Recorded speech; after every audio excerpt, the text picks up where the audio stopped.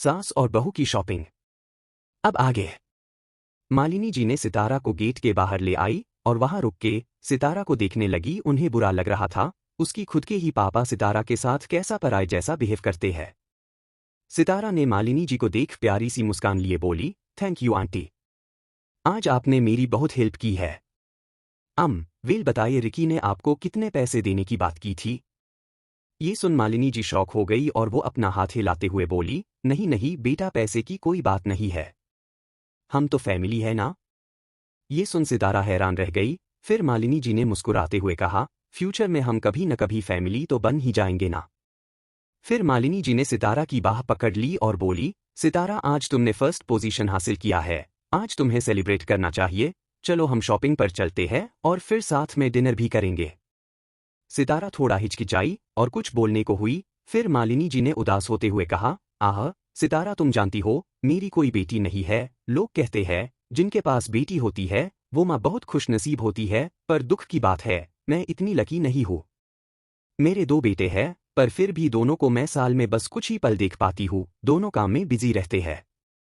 सितारा मुझे तुम बहुत पसंद हो, मैं तुम्हें अपनी बेटी की तरह प्यार करूंगी, तुम्हें अपनी बेटी मानूंगी। अगर तुम मुझे पसंद नहीं करती कि मैं बूढ़ी हो रही हूँ या फिर हमारे बीच इतना उम्र का फासला है तो छोड़ो, मैं तुम्हें फोर्स नहीं करूंगी। सितारा ने मालिनी जी की बात सुनी तो उसके दिल में भी मालिनी जी को देख के माँ वाली फीलिंग आई थी, पर वो खुल के जाहिर नहीं कर रही थी। फिर सितारा ने मालिनी जी से पूछा, आंटी आप कहाँ जाना चाहती है? मालिनी जी एकदम खुश हो गई और बोली, चलो हम पहले मॉल चलते हैं। सितारा ने हाँ में सर हिलाया। फिर उसका ड्राइवर उसी का वेट कर रहा था। सितारा ने ड्राइवर को देख कहा, तुम घर वापस चले जाओ, मैं घर जाते वक्त टैक्सी लेकर आ जाऊंगी। फिर मालिनी जी भी ये दिखाना नहीं चाही कि वो द रघुवंशी फैमिली की मालकिन है। उन्होंने सितारा का हाथ पकड़ा और एक टैक्सी रोक के वहां बैठ गई। फिर दोनों मॉल की तरफ चली गई। सितारा और मालिनी जी मॉल के आगे रुके, दोनों टैक्सी से बाहर आए और मॉल के अंदर बढ़ गए। मालिनी जी को वहां कुछ खरीदना नहीं था, वो बस वहां हर जगह नजर घुमा रही थी और अपनी होने वाली बहू से बात करना चाहती थी ताकि वो सितारा को और अच्छे से जान पाए, समझ पाए। जब वो दोनों वहां पहुंचे तो मालिनी जी ने देखा कि वहां का शॉपकीपर सितारा की बैग देख के चुप चुप के हंस रहा है। मालिनी जी भी सितारा के बैग की तरफ देखने लगी। सितारा का बैग किसी वजह से साइड में थोड़ा कट हो गया था और एक सैनिटरी नैपकिन उस कट से बाहर दिख रही थी। मालिनी जी ने एक ऐसे ही स्कर्ट उठा लिया और सितारा को देते हुए बोली, सितारा ये लो, ये ट्राई करके देखो। सितारा ने कहा, आंटी मुझे कुछ नहीं चाहिए। मालिनी जी ने अब सितारा से थोड़ा ऑर्डर देते हुए कहा, सितारा जब हम यहाँ शॉपिंग पर आई ही है तो कुछ कपड़े ट्राई कर लो, ओबीडियंट बनो। अब जाओ। मालिनी जी का टोन आधी ऑर्डर देने जैसी और आधी प्लीडिंग से भरी हुई थी। मालिनी जी बहुत काइंड थी, जिससे सितारा उनको मना नहीं कर पाई। इसीलिए सितारा ने मालिनी जी के हाथ से स्कर्ट लिया और फिटिंग रूम के अंदर चली गई। सितारा ने अंदर आईने में अपने आप को देखा। वो ये सोच अजीब लग रहा था कि वो एक ही दिन की पहचान की एक लेडी के साथ वो शॉपिंग आई है, पर फिर भी सितारा को उनसे एक लगाव, एक अपनापन महसूस हो रहा था। सितारा ने अपना सर झटका और प्यारी सी स्माइल की। उसने सोचा, बहुत दिनों बाद मुझे मैटरनल लव, एक माँ से प्यार मिल रहा है, सो इसे मैं खुल के एंजॉय करूंगी।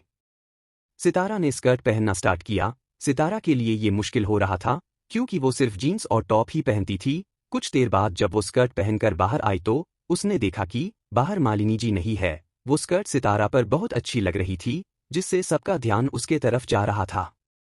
और सितारा को ऐसे अटेंशन पसंद नहीं थी, उसे बहुत अजीब लग रहा था। सितारा उस स्कर्ट को बदल देना चाहती थी, पर उसे ये डर भी था कहीं मालिनी जी वापस ना आ जाए और वो कहे कि उन्होंने तो सितारा को पहनते हुए देखा ही नहीं। वो मालिनी जी को नाराज नहीं करना चाहती थी। तो इसलिए सितारा ने अपना फोन निकाला और मिरर में देखते हुए उसने अपनी फोटो खींचना शुरू किया। वो फोटो खींच ही रही थी कि तभी उसे किसी ने बुलाया, मिस कपूर। सितारा पीछे घूमी और उसने देखा कि वहां भास्कर खड़ा है और उसके हाथ में एक ब्लू बॉक्स है। सितारा एक ही झलक में समझ गई कि वहां रेसर इक्विपमेंट है। सितारा ने भास्कर से पूछा, तुम यहाँ इक्विपमेंट खरीदने आए हो? भास्कर ने ब्लश किया और हाँ में सर हिलाया। फिर सितारा ने अपना फोन साइड में किया और पूछा, ये तो लेडी इक्विपमेंट है, तो क्या तुम गिफ्ट ले रहे हो किसी के लिए? भास्कर थोड़ा शर्माया और हिचकिचाते हुए पूछा, सितारा तुम तो एक एक्सपर्ट हो, तो बताओ ना, लड़कियों को क्या सबसे पसंद है, फुल हेलमेट या हाफ हेलमेट? सितारा ने कुछ देर सोचा और कहा, रुको मैं तुम्हारी हेल्प कर देती हूँ, 1 मिनट रुको मैं अभी चेंज करके आई। तभी एक शॉप असिस्टेंट ने सितारा से पूछा, मैम क्या आपको ये ड्रेस पसंद आया? आप पर ये अच्छे से फिट भी हो रहा है। सितारा ने झट से कहा, नो थैंक यू। उसके बाद सितारा वापस चेंजिंग रूम के अंदर चली गई। भास्कर सितारा को देख रहा था और उसने सोचा कि अब देशमुख फैमिली की कंडीशन क्या है। भास्कर ने सोचा, सितारा ये ड्रेस नहीं लेना चाहती क्योंकि उसके पास पैसे नहीं है। अगर उसे ये ड्रेस पसंद नहीं आती तो वो अपने फ़ोन से ड्रेस पहने हुए फ़ोटो नहीं खींचती। लास्ट टाइम सितारा ने मुझे बचाया था और अब मैं सितारा को थैंक यू बोलते हुए वो ड्रेस सितारा को गिफ्ट कर सकता हूँ। यही सोच भास्कर क्लर्क के पास गया और बोला, मुझे वो ड्रेस खरीदनी है जो अभी उस लड़की ने पहनी थी। भास्कर पे करने ही वाला था कि उसने देखा कि एक लेडी अपने हाथ में कुछ बॉक्सेस लेकर वहां आई। जो बॉक्सेस उनके हाथ में थी वो आ ब्रांड की थी। आ ब्रांड की चीजें हाई एंड लक्जरी के थे। ये एक अच्छा ब्रांड था को ऑर्डिनरी लोग ये ब्रांड की चीजें नहीं खरीद सकते थे। जब क्लर्क ने देखा कि उस लेडी के हाथ में आ ब्रांड का बॉक्स है तो शॉप के बहुत सारे लोग उन्हें ग्रीट करने आ गए। उन्होंने उनको इग्नोर किया और भास्कर की तरफ देखने लगी। जब सितारा चेंजिंग रूम से बाहर आई तो भास्कर ने वो बैग लेके सितारा की तरफ गया और बोला, सितारा मैंने ये तुम्हारे लिए खरीदा है। सितारा ने सीधे जवाब दिया, पर मैंने कहा था ना, ये मुझे अच्छी नहीं लगी। भास्कर ने अपना सर झुका लिया और बोला, पर ये तुम्हें पसंद आई थी ना? सितारा ने मुंह बनाते हुए कहा, मैंने कहा ना, आई डोंट लाइक इट। ये सुन भास्कर ने दांत पीस लिया और कहा, क्या तुम प्रिटेंड करना बंद कर सकती हो? फिर भास्कर ने वो बैग सितारा के हाथ में थमाया और बोला, अब चलो हिल में चूज करने में मेरी हेल्प करो। मालिनी जी सितारा के पास आई और पूछी, सितारा बेटा ये कौन है? सितारा ने आवेगवाडली हंसी और बोली, आंटी ये भास्कर है, मेरा दोस्त। ये सुन भास्कर की आंखें बाहर आने को हुई और उसने सोचा, मैं कब सितारा का दोस्त बना? भास्कर ने मालिनी जी को देख ग्रीट करा और कहा, हेलो आंटी। फिर मालिनी जी ने कहा, जब हम सब शॉपिंग पर मिले ही है तो क्या हम साथ में डिनर कर सकते हैं? भास्कर ने मना करते हुए कहा, नहीं आंटी, मैं बस सितारा की हेल्प मांग रहा था, एक गिफ्ट चूज करने में। सितारा ने भास्कर से कहा, चलो जल्दी। वो जाने को हुई कि तभी मालिनी जी ने सितारा के हाथ में एक आ ब्रांड का बैग देके बोली, बेटा ये लो बैग, तुम्हारा पुराना बैग खराब हो गया है, ये नया बैग ले लो। सितारा ने अपने बैग की तरफ देखा जो फट चुका था, इसीलिए उसने मालिनी जी से बैग लिया और पुराने के साथ चेंज कर लिया। भास्कर और सितारा हेलमेट लेने के लिए आगे बढ़ गए। सितारा ने एक रेड हेलमेट उठाया और बोली, ग्रेजुअली कह रही हूँ, जिन लड़कियों को रेसिंग पसंद है वो बहुत एंथुसियास्टिक होती है और उन पर रेड कलर बहुत सूट भी करता है। सितारा की बात सुन भास्कर ने मन में ही कहा, पर जिस लड़की को मैं ये देना चाहता हूँ वो बहुत शाय है। वही अंबर जो अपने ऑफिस पर बैठा था, वो सितारा की हर एक हरकत देख रहा था। उसके होठों पर एक स्माइल थी, वो सितारा पर हर वक्त नजर रखता था, जिसकी भनक सितारा को नहीं थी। सितारा ने एविल स्माइल कर कहा, सितारा बेबी बस तैयार हो जाओ, इस अंबर रघुवंशी की जाने जहां होने के लिए मैं अब ज्यादा वेट नहीं करूंगा। To be continued. अंबर का देर रात सितारा के पास आना। अब आगे। जब मालिनी जी को ये कन्फर्म हो गया कि भास्कर सितारा से प्यार नहीं करता, तो उन्होंने एक राहत की सांस ली, क्योंकि उन्होंने जानबूझकर ही भास्कर को डिनर के लिए इनवाइट किया था। जब उन्होंने सुना कि भास्कर उन लोगों के साथ डिनर नहीं करेगा और किसी और लड़की के लिए गिफ्ट खरीद रहा है, तो मालिनी जी समझ गई कि भास्कर सितारा से प्यार नहीं करता। वही मालिनी जी बहुत थक गई थी। जब भास्कर और सितारा हेलमेट लेने के लिए आगे बढ़े तो मालिनी जी को पास ही एक रेस्टोरेंट दिखा तो वो वही सितारा का वेट करने लगी। कुछ देर बाद सितारा मालिनी जी को ढूंढते हुए रेस्टोरेंट पर आई और दोनों एक टेबल पर बैठ गए। फिर डिनर आने तक मालिनी जी ने सितारा से इंसिस्ट किया कि सितारा उनके साथ कुछ फोटो खिंचवाए। सितारा को ये सब ज्यादा पसंद नहीं था, फिर भी मालिनी जी के लिए उसने मालिनी जी के साथ कुछ सेल्फी खींच ली। फोटोज खींचने के बाद मालिनी जी ने उन फोटोज को जल्दी से उनके फैमिली ग्रुप में भेज दिया, ये लिख के कि मैंने मेरी बहू के साथ फोटोज ली है। वही अंबर का बड़ा भाई दर्पण ने जब अपने मॉम के साथ किसी लड़की को देखा तो उसने जल्दी से एमएसजी किया, मॉम क्या ये मेरे भाई की गर्लफ्रेंड है? तो फिर मैं ज्यादा दिन तक यहाँ नहीं रहूंगा, जल्दी ही मैं उससे मिलने आऊंगा। मालिनी जी ने भी रिप्लाई किया, तो फिर गौरी को भी साथ लेकर आना।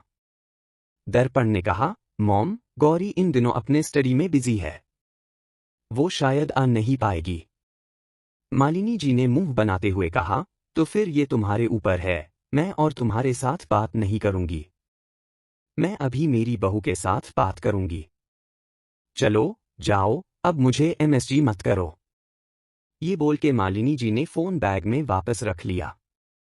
तभी उनके पास डिनर आई और दोनों डिनर करने लगी। फिर मालिनी जी ने सितारा से पूछा, बेटा, तुम्हें और कुछ खाना है क्या? सितारा ने ना में सर हिलाया तो मालिनी जी ने कहा, तो फिर यहां से चलो। जब मालिनी जी डिनर का बिल पे करना चाहा तो उन्हें वेटर ने बताया कि सितारा ने ऑलरेडी डिनर का बिल पे कर दिया है। फिर मालिनी जी ने सितारा को देख थोड़ा नाराजगी में कहा, सितारा बेटा, डिनर मैं तुम्हें करवाने वाली थी ना, तो तुमने बिल क्यों पे किया? सितारा ने स्माइल किया और कहा, आंटी, आपने मेरे लिए एक बैग खरीदा ना, तो डिनर मेरे तरफ से था। Aunty thank you so much, आज आपने मेरी बहुत हेल्प की है। ये सुन मालिनी जी ने फिर कहा, ठीक है फिर, नेक्स्ट टाइम मैं तुम्हें डिनर कराऊंगी, ओके, अभी चलो। ये कह मालिनी जी ने सितारा का हाथ पकड़ा और बाहर चली गई। मालिनी जी का यूं सितारा का हाथ पकड़ना उसे अच्छा लग रहा था, जैसे एक माँ छोटे बच्चे को पकड़ के घूमती है, ठीक वैसा ही लग रहा था। सितारा और मालिनी जी वहां से बाहर आई और मालिनी जी का ड्राइवर वही खड़ा था। सितारा उनको कार में बिठा के मालिनी जी को बाय बोल के वो भी एक टैक्सी ली और घर लौट आई। जब सितारा घर पहुंची तो उसने देखा कि वहां उसके मासी अनीता मौसा और उनकी बेटी जेसिका आए हैं। सितारा को देखते ही आनंद जी ने अपने कोल्ड वॉइस में कहा, सितारा तुम्हारे मासी और मौसा आए हैं, आओ यहाँ बैठो और बात करो। सितारा वही सोफे पर बैठ गई, अपने मासी और मौसा को ग्रीट करने लगी। तभी उसके मौसा ने प्यार से मुस्कुराते हुए सितारा से कहा, कंग्रेचुलेशन सितारा, तुम्हारा ग्रेजुएशन डिजाइन ने फर्स्ट प्राइज जीता है। सितारा ने स्माइल किया और कहा, थैंक यू मौसा जी। सितारा के मौसा जी ने फिर पूछा, जबकि अब तुम ग्रेजुएट हो गई हो, तो क्या तुम अपने कंपनी में जा रही हो ना, कंपनी की हेल्प करने? सितारा ने अपनी एक ब्रो उठा ली और आनंद जी को देख के बोली, जब तक डैड अपना वादा निभाते हैं, तब तक मैं जरूर हेल्प करूंगी। ये सुन आनंद जी खांसते हुए बोले, जबकि तुम ग्रेजुएट हो गई हो और तुम्हारा ग्रेड्स भी इतना बुरा नहीं है, तो तुम मंडे से कंपनी आ सकती हो। ये सुन सितारा स्माइल की और आनंद जी को बोली, थैंक यू डैड। सितारा बस यही तो चाह रही थी। वही काजल जबरदस्ती मुस्कुराते हुए कहा, सितारा अभी बहुत छोटी है कंपनी का काम संभालने में, और वो सीरियसली नहीं ले पाएगी। ये बोरिंग नहीं लगेगा कि इतनी कम उम्र में सितारा ऐसे कंपनी में जाए तो? सितारा समझ गई कि काजल नहीं चाहती कि सितारा कंपनी में जाए। उसके बाद सितारा ने काजल को डांट मारते हुए कहा, आई थिंक मुझे मेरे बारे में आपसे ज्यादा अच्छे से पता है कि मैं बोर होंगी या नहीं, या फिर बात यह है कि आप नहीं चाहती कि मैं कंपनी में जाऊं? ये सुन काजल ने ऑकवर्डली हंसते हुए बोली, मैं ये कैसे सोच सकती हूं? मैं कोई नहीं होती कंपनी के मैटर में कुछ भी डिसाइड करने वाली। जब सितारा की मौसी अनीता ने देखा कि ऋतु कुछ बोल नहीं रही है, तो उन्होंने ऋतु से पूछा, ऋतु तुम भी आज सेकंड आई हो, जो बहुत अच्छी बात है। क्या तुम भी कंपनी ज्वाइन कर रही हो? ऋतु ने हाँ में सर हिलाया और बोली, हाँ आंटी, मैंने डिजाइनिंग कोर्स भी इसीलिए किया था ताकि मैं कंपनी में डैड की हेल्प कर सकूं। फिर उसके बाद सितारा की मौसी ने कहा, हाँ मैंने तुम्हारे डैड से सुना है कि तुम बहुत हार्ड वर्क करी हो स्टडी में। ये बहुत अच्छी बात है, डाउन टू अर्थ होना। आगे जाके फ्यूचर में तुम जरूर कंपनी की मैन फोर्स बनोगी। सितारा की मासी ज्यादा कुछ नहीं जानती थी। उन्होंने जब देखा कि आनंद जी ऋतु को ज्यादा सपोर्ट और प्यार करते हैं, तो वो बस ऋतु की तरफदारी करने में लग गई। ऋतु जबरन मुस्कुराते हुए बोली, आंटी, सितारा फ्यूचर में मैन लेडी बनेगी, मैं नहीं। तभी जेसिका ने साइड से कहा, ऋतु दुखी मत हो, जबकि तुम आज सेकंड पोजीशन पर आई हो। You know what? एक डिजाइन कंपटीशन और होने वाली है।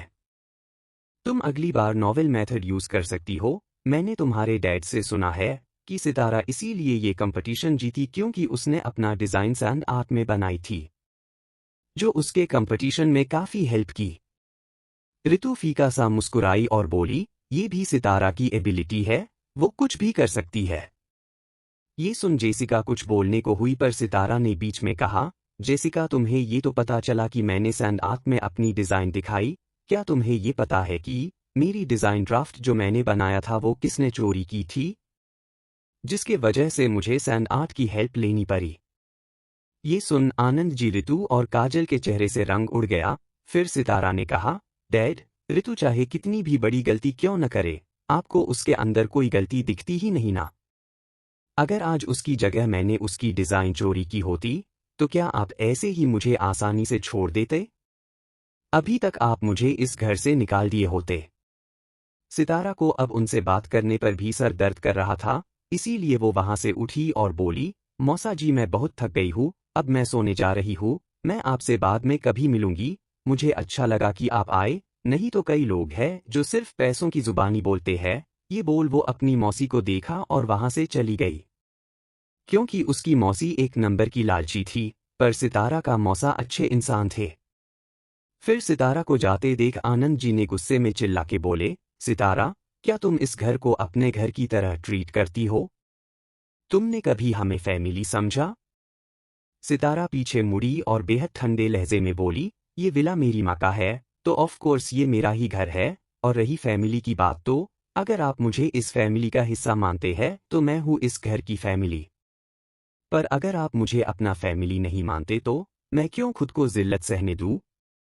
उसी के साथ ही सितारा ने हैंड बैग को अच्छे से पकड़ा और ऊपर अपने रूम में चली गई। वही जेसिका ने जब सितारा के हाथ में इतनी महंगा बैग देखा तो उसने अपनी हाथों की मुट्ठी बना ली। जेसिका को पता चल गया कि ये बैग लग्जरियस ब्रांड का है, उसने ये बैग एक मैगजीन में देखा था। जेसिका ये देख सरप्राइज थी कि सितारा इतनी महंगी बैग खरीद सकती है। कुछ देर बाद सितारा के मौसा मौसी और जेसिका वहां से चले गए। उनके जाते ही आनंद जी भी अपने रूम में चले गए। फिर काजल ने सबके जाने के बाद उसके अपने भाई डेविड को कॉल किया और कहा, डेविड, सितारा मंडे से कंपनी आ रही है डिजाइनिंग डिपार्टमेंट में, तो तुम उसके लिए एक डिजाइनर को हायर कर सकते हो सितारा को सिखाने के लिए। मैं नहीं चाहती सितारा के हाथ में ये कंपनी आए, तो तुम ऐसा कुछ करना कि सितारा को कुछ ही दिनों में कंपनी से बाहर फेंक दिया जाए। काजल की बात सुन के डेविड कुछ देर चुप रहा और बोला, तुम चिंता मत करो, मैं उसको ऐसा सबक सिखाऊंगा कि वो फिर कंपनी का नाम नहीं लेगी। उसको कुछ भी हासिल नहीं होगा और वो खुद कंपनी छोड़कर चली जाएगी। ये सुन काजल ने कहा, मुझे ट्रस्ट है तुम्हारे बात पर। ये बोल के उसने कॉल कट किया और उसे एक राहत मिली। काजल डेविड के बात पर पूरा यकीन करती थी, वो क्या कर सकता है क्या नहीं। वही सितारा शावर लेके बाहर आई और तभी उसका फोन रिंग होने लगा। उसने स्क्रीन पर देखा तो अंबर का कॉल आ रहा था। सितारा ने सोचा कि रिकी उसे इतनी रात को क्यों कॉल कर रहा है।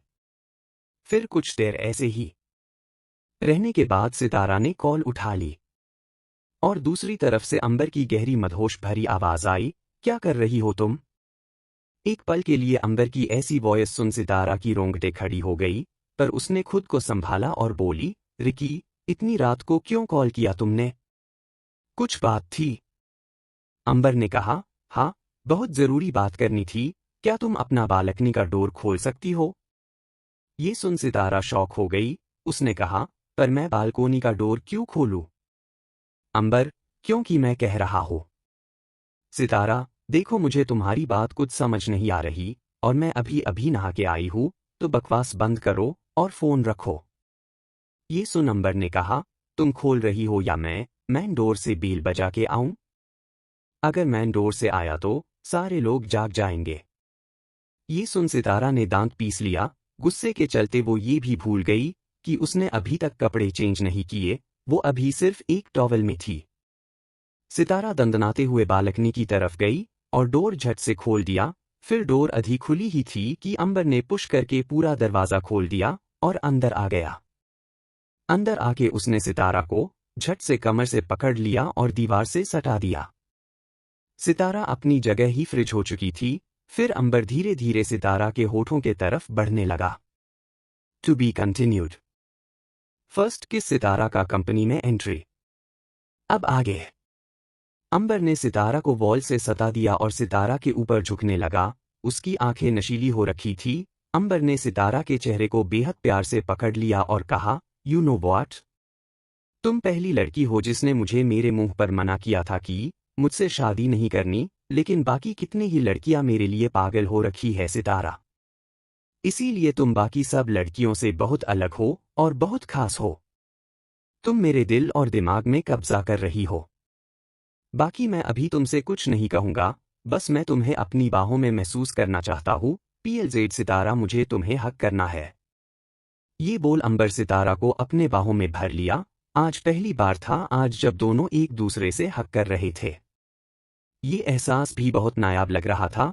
सितारा की दिल की घंटी भी बज रही थी। वो अपना दिल हार रही थी, पर उसे पहले बहुत सारी काम करनी थी। वो अभी कमजोर नहीं पड़ सकती थी। सितारा ने सोचा अंबर ने ड्रिंक्स किया हुआ है तो उसे नशा चढ़ रहा होगा, इसीलिए उसने भी कुछ नहीं कहा और अंबर को हक करने देती रही। सितारा को भी अंबर को हक करते हुए बहुत ही वार्म फील हो रहा था। फिर अंबर सितारा से अलग हुआ और सितारा के माथे पर किस कर दिया, जिससे सितारा की आंखें बंद हो गई और अंबर ने फिर से सितारा के दोनों गालों पर भी किस किया। अब अंबर सितारा के होठों की तरफ देखने लगा और उसका गला सूखने लगा। सितारा भी जैसे इस पल में खो गई थी। धीरे से अंबर सितारा के चेहरे पर और झुका और सितारा के होठों को चूम लिया, जिससे दोनों के बॉडी में हलचल सी हो गई और ये जो एहसास था दोनों के लिए नया था। दोनों की दिल की धड़कन इतनी जोर से धड़कने लगा कि दोनों को एक दूसरे की दिल की धड़कन सुनाई दे रही थी। अंबर ने बहुत पैशनेटली सितारा को किस करने लगा और अब धीरे से सितारा भी उसका साथ देने लगी। सितारा इतना खो गई कि वो ये भी भूल गई कि वो अभी सिर्फ एक टॉवल में है। जब टॉवल हल्के से खुलने लगी तो सितारा की आंखें बड़ी हो गई और अब अंबर उसके होठों को छोड़ ही नहीं रहा था। अंबर ने उसके होठों को जकड़ के रखा था और सितारा अंबर के कंधे पर हल्का मारने लगी और उम्म करने लगी, मतलब उसके होठ अंबर के कब्जे में था तो वो बोल नहीं पा रही थी।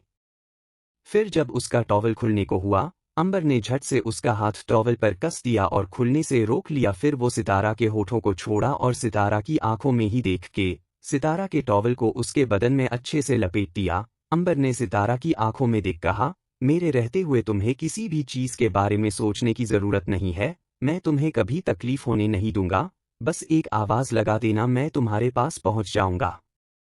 सितारा बस अंबर की आंखों में देखती रही। वो क्या जवाब दे समझ नहीं पा रही थी। अंबर सितारा की बात थोड़ा समझ रहा था, इसीलिए उसने सितारा के माथे पर फिर से किस किया और कहा, ठीक है अब तुम सो जाओ, मैं चलता हूँ। और हाँ, थैंक यू मुझे मुंह मीठा कराने के लिए। ये बोल वो अपने जीभ निकाल के होठों पर गोल गोल घुमाया और फिर सितारा को एक नज़र देख बालकनी से कूद के चला गया। वही सितारा के गाल ना चाहते हुए भी टमाटर की तरह लाल होने लगी थी। फिर उसने अपने सर को झटका और कहा, सितारा, रिकी नशे में है, इसीलिए उसे पता ही नहीं है कि वो क्या कर रहा है। छोड़ो उसके बातों को, अपने ऊपर हावी मत होने दो। ये बोल वो खुद को ही समझा रही थी और उसके हाथ ना चाहते हुए भी अपने होठों को छूने लगी। फिर सितारा शर्माते हुए क्लोसेट में गई और कपड़े निकाल के कपड़े बदलने लगी। अभी कोई नहीं कहेगा कि जो सितारा हमेशा कोल्ड लुक लेके घूमती फिरती है वो ऐसे शर्मा भी सकती है। खैर अंबर अब कार के अंदर था और सितारा के रूम की तरफ देख रहा था। वो टेढ़ी स्माइल किया और कहा, तुमको लग रहा है कि मैं नशे में हूँ, पर मैं बता दूं कि मैं बिल्कुल होश में हूँ। और ये तुम्हारे रसीले होठों का नशा अब मेरे होठों को लग चुका है। रेडी रहना, ये नशा मैं तुमसे लेने बार बार आता रहूंगा। ये बोल अंबर ने कार स्टार्ट की और वहां से चला गया। ये 2 दिन ऐसे ही बीत गए। मंडे के दिन सुबह डाइनिंग टेबल पर काजल सबके लिए ब्रेकफास्ट रेडी कर रही थी। वहां पहले से ही आनंद जी और ऋतु बैठे हुए थे। जब सितारा अपने रूम से नीचे आई तो काजल ने स्माइल करते हुए कहा, सितारा आज तुम कंपनी जा रही हो, तुम ऋतु के साथ ही अपने पापा के कार में जा सकती हो। आओ ब्रेकफास्ट कर लो। सितारा ने भी टेढ़ी स्माइल की और कहा, नहीं आंटी, मुझे अभी कुछ जरूरी काम है तो मैं अभी निकलती हूँ। बाय। सितारा जा ही रही थी कि आनंद जी ने कोल्ड आवाज में कहा, आज तुम्हारा कंपनी में पहला दिन है सितारा, सो बिहेव योरसेल्फ, अपने लिए और प्रॉब्लम खड़ी मत कर लेना।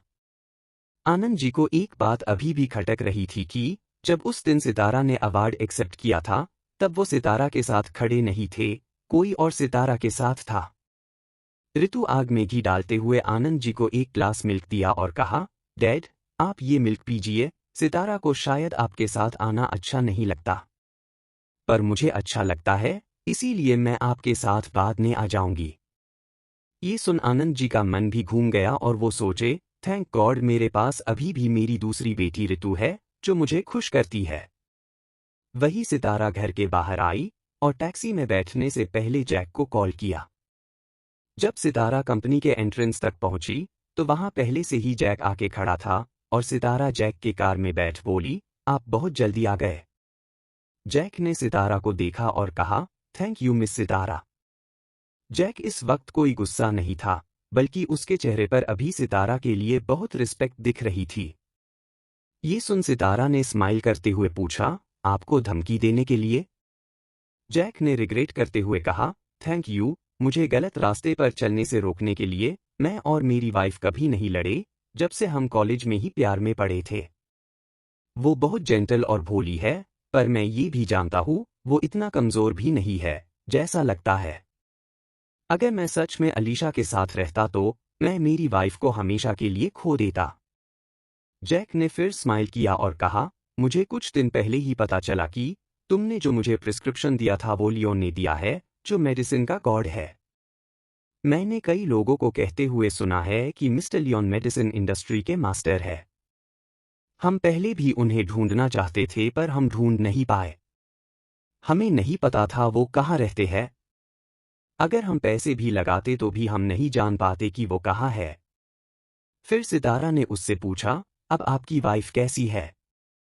सितारा का सवाल सुन जैक बहुत एक्साइटेड हो गया। उसने स्माइल करते हुए कहा, वो मैंने कल ही उसे हॉस्पिटल लेकर गया था, तब डॉक्टर ने बताया कि जो मेडिसिन वो ले रही है वो बहुत इफेक्टिव है। पहले वो सीढ़ियां चढ़ने के बाद अच्छे से सांस भी नहीं ले पाती थी, पर अब वो बिल्कुल टायर्ड नहीं दिखती, चाहे वो जितना भी सीढ़ियां चढ़ ले। फिर सितारा ने कहा, अब जबकि आप मेरे दिए हुए प्रिस्क्रिप्शन को ले रहे हैं, तो अब आप वो कीजिए जो आपने मुझसे प्रॉमिस किया था। अगर आपने अपना प्रॉमिस नहीं निभाया तो सारा प्रूफ अभी भी आपके वाइफ के पास पहुंच जाएगा। सितारा की बात सुन जैक ने स्माइल करते हुए कहा, डोंट वरी सितारा, मैं तुम्हारी हेल्प करूंगा। ये तुम्हारे धम की वजह से नहीं, मैं सच में तुम्हारी हेल्प करना चाहता हूं। फिर कुछ देर रुकने के बाद जैक ने फिर कहा, सितारा तुम जितनी टैलेंटेड हो ना, मुझे मालूम है, मैं श्योर हूं कि तुम कंपनी को अच्छे से संभाल लेगी। फिर सितारा ऐसे ही बात करती रही और कुछ देर बाद कार से निकल गई। जब वो कंपनी के अंदर पहुंची तो उसी वक्त ऋतु भी वहां पहुंची।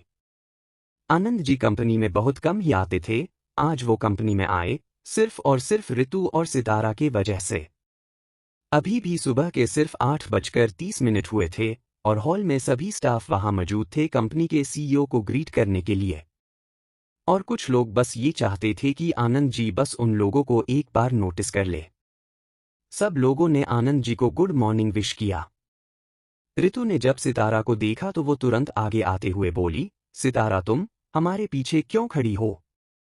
तुम तो हमसे पहले कंपनी के लिए निकली थी ना?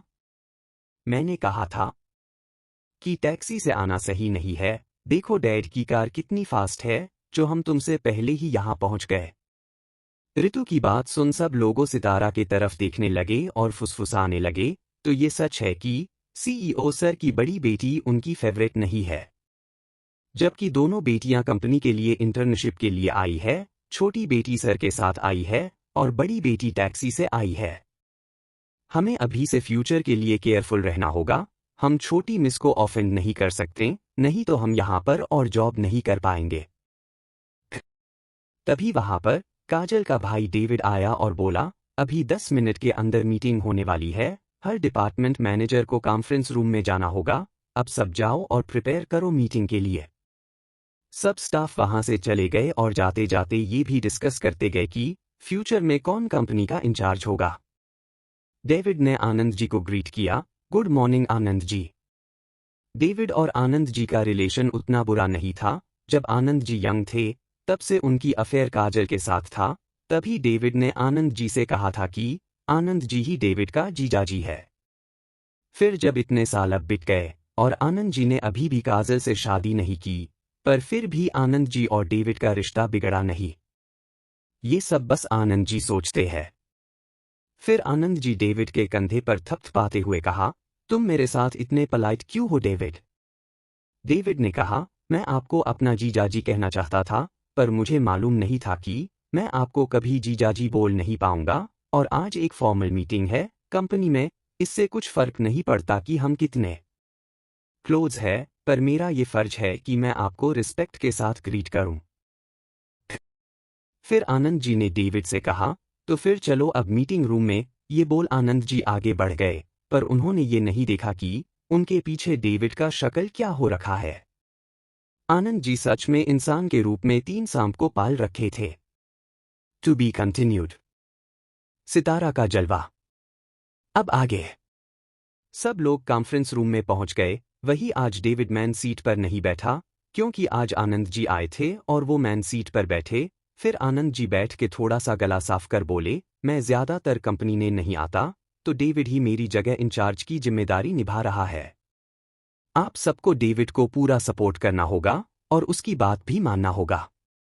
फिर उसके बाद आनंद जी ने कहा, आज हमारे कंपनी में 2 नए लोग ज्वाइन कर रहे हैं, ये रही मेरी छोटी बेटी ऋतु और ये रही मेरी बड़ी बेटी सितारा।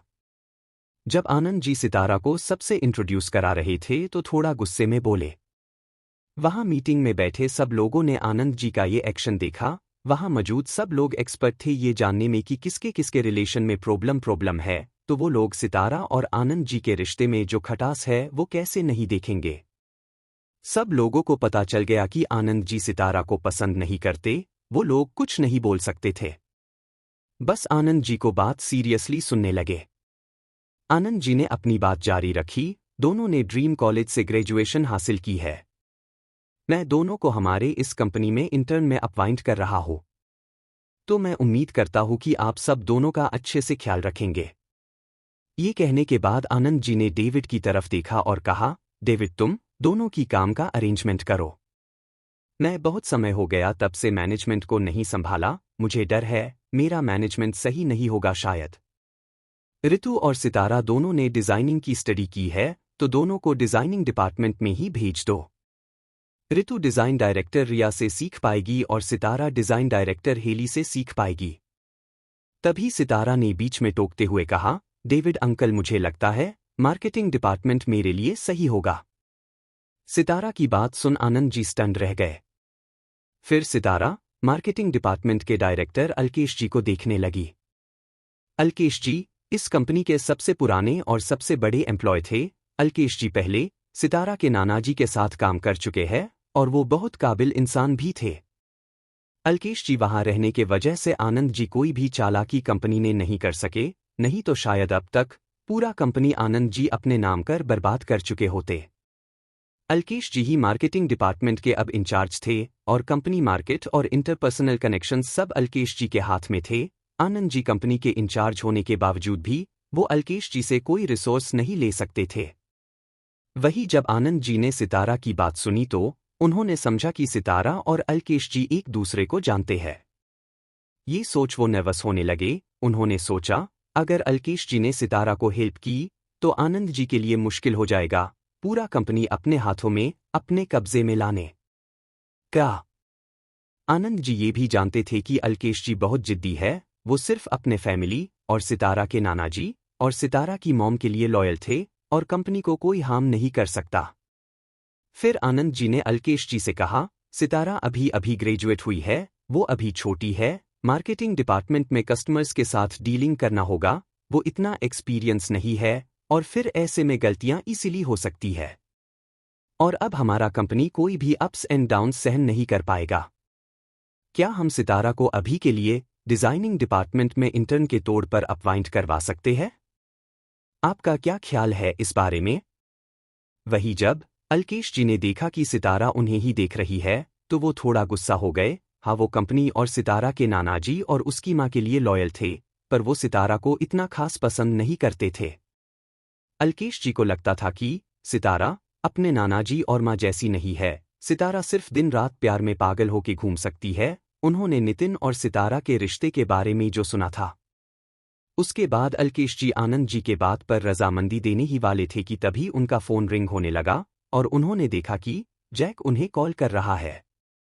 फिर अल्केश जी कॉल पिक किया और जैसे ही उन्होंने उस तरफ से जो भी कहा गया सुना तो उनकी भौहें आपस में जुड़ गए। उन्होंने सितारा की तरफ कन्फ्यूजन में देखा और फिर कॉल कट करके सबको देख कहा, सितारा हमारे डिपार्टमेंट में आ सकती है।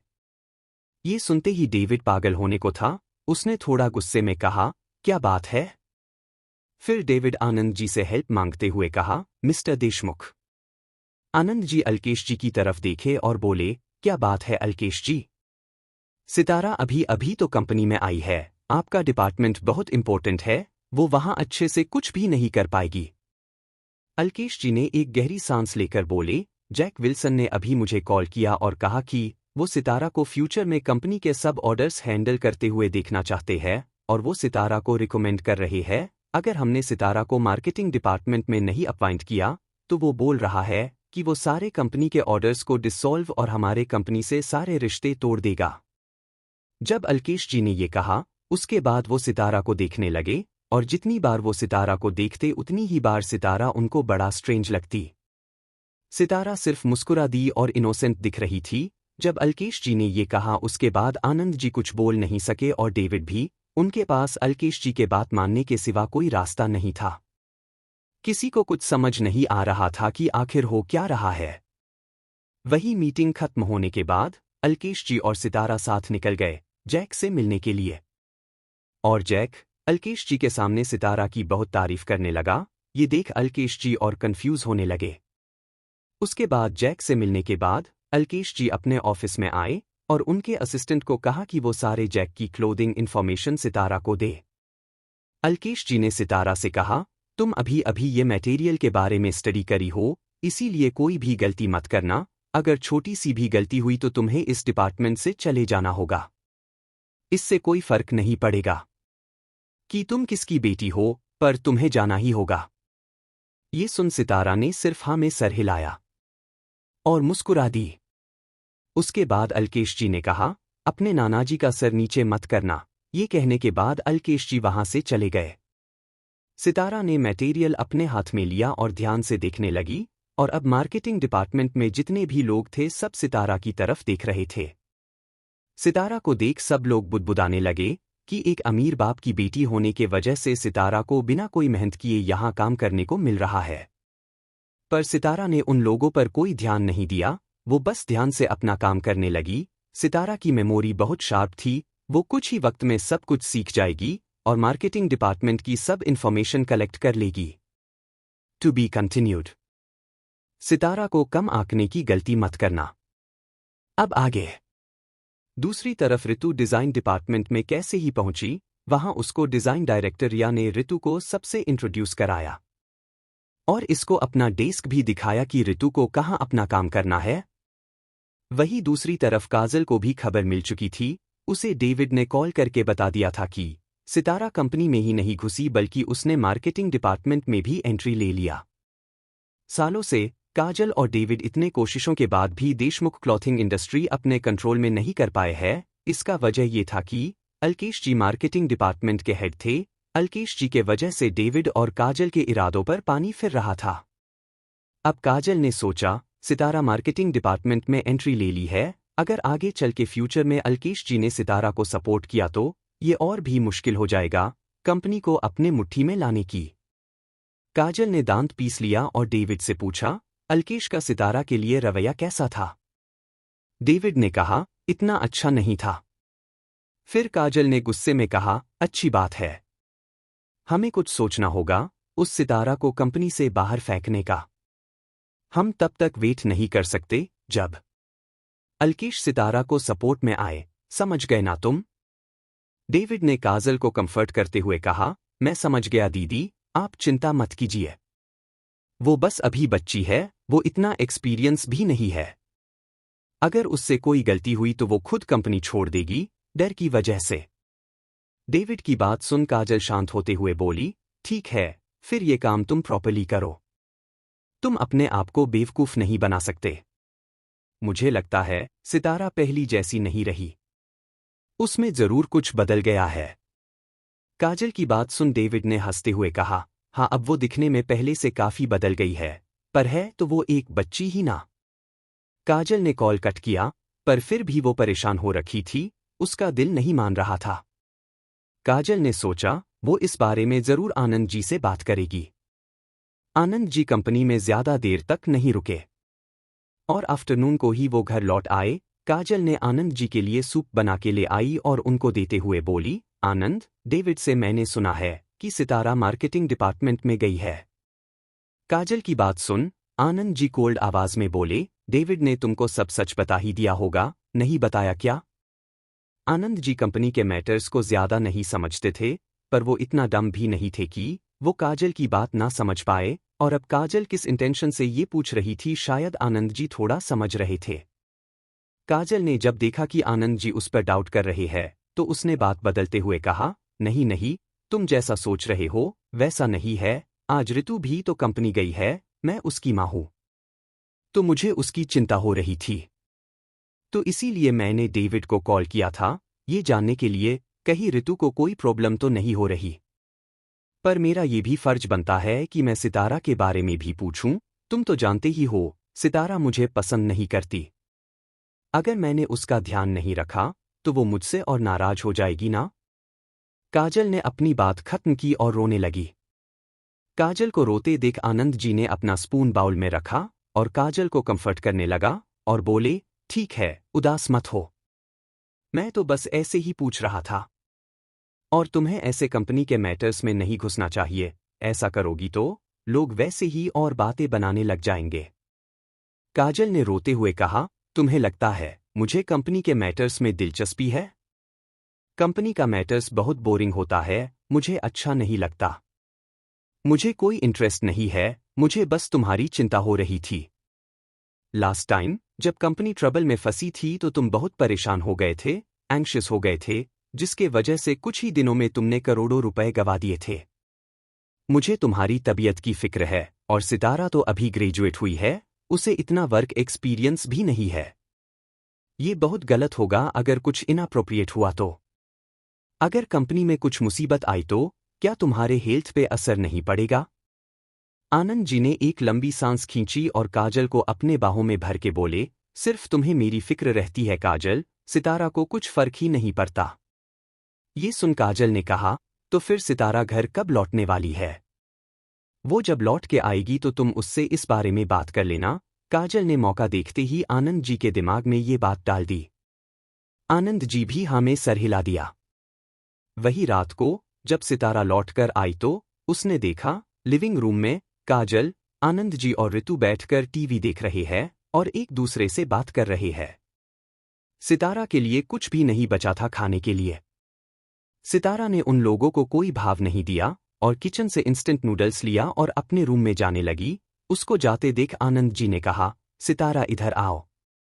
सितारा आज बहुत थकी हुई थी, उसने मना करते हुए कहा, मुझे भूख लगी है डैड। अब क्या मैं खाना भी आप लोगों के इजाजत से खाऊं? सितारा की बात सुन आनंद जी ने कहा, मार्केटिंग डिपार्टमेंट का काम बहुत थका देने वाला है, तुम उधर ही जाने की जिद क्यों करी? सिर्फ डिजाइनिंग डिपार्टमेंट में रहो और एक अच्छे से अमीर इंसान से शादी कर लो, यही तुम्हारे और ऋतु के लिए सही है। क्या किया तुमने मार्केटिंग डिपार्टमेंट में, अब जो तुम थक गई हो? आनंद जी की बात सुन सितारा ने टेढ़ी स्माइल किया और कहा, ये बात जैक, आपके बिग क्लाइंट ने कहा था कि मैं मार्केटिंग डिपार्टमेंट में आ सकती हूँ। डैड, अगर आप नहीं चाहते हैं कि मैं मार्केटिंग डिपार्टमेंट में ना जाऊं, तो आप जैक जैसे बड़े से क्लाइंट का ऑर्डर गिव अप कर सकते हैं। मुझे कोई प्रॉब्लम नहीं है। ये सुन आनंद जी का मुंह बंद हो गया। वो जानते थे जैक विल्सन का clothing industry Deshmukh clothing industry का एक बड़ा डिस्ट्रीब्यूटर है। अगर देशमुख क्लॉथिंग इंडस्ट्री ने जैक विल्सन का ऑर्डर गिव अप किया तो देशमुख क्लॉथिंग इंडस्ट्री को बंद करना एक समान बात हो जाएगा, और आनंद जी ये कदम हरगिज नहीं उठा सकते थे। जब सितारा ने देखा कि आनंद जी अब कुछ नहीं बोल रहे तो सितारा ने अपने हाथ में लिया हुआ बाउल ऊपर उठा के काजल को दिखाते हुए बोली, काजल आंटी, थैंक यू मेरे लिए खाना ना रखने के लिए, और क्या आपको अभी भी मुझे कुछ पूछना है? अगर नहीं है तो मैं कमरे में जाती हूँ, बहुत भूख लगी है। काजल बस ऑकवर्डली हंसती रह गई और सितारा ऊपर कमरे में चली गई। To be continued. अब आगे। एक वीक में ही सितारा मार्केटिंग डिपार्टमेंट के सारे प्रोसीजर्स से फैमिलियर हो गई और विल्सन ब्लोथिंग के सारे मटेरियल को भी उसने बारीकी से स्टडी किया, अच्छे से देखा। इसीलिए सितारा को अब ओवरटाइम वर्क करने की जरूरत नहीं थी।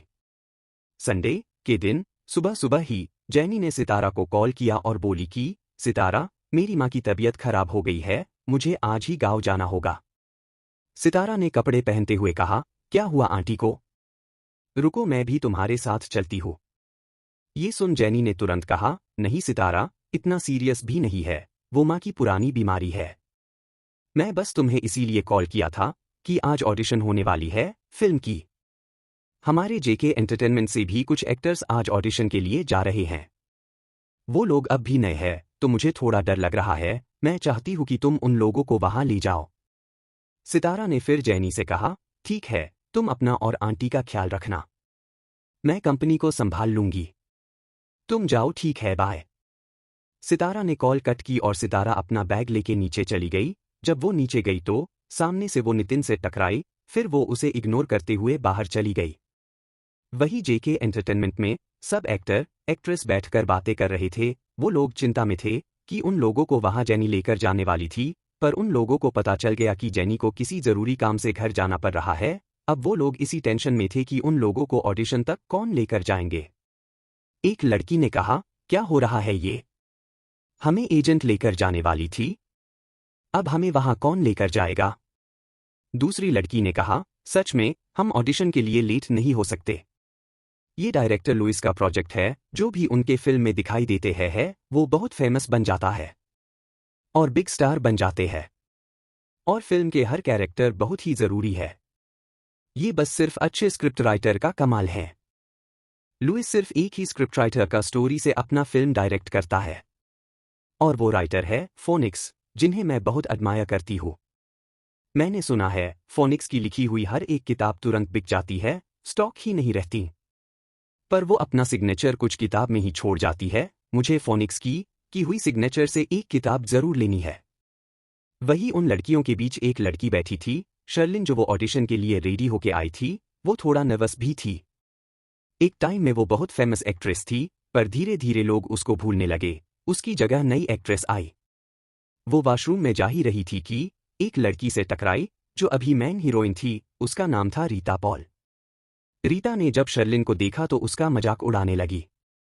शर्लिन ने रीता को इतने करवे करवे बातें कही कि उसकी आंखों से आंसू बहने लगी।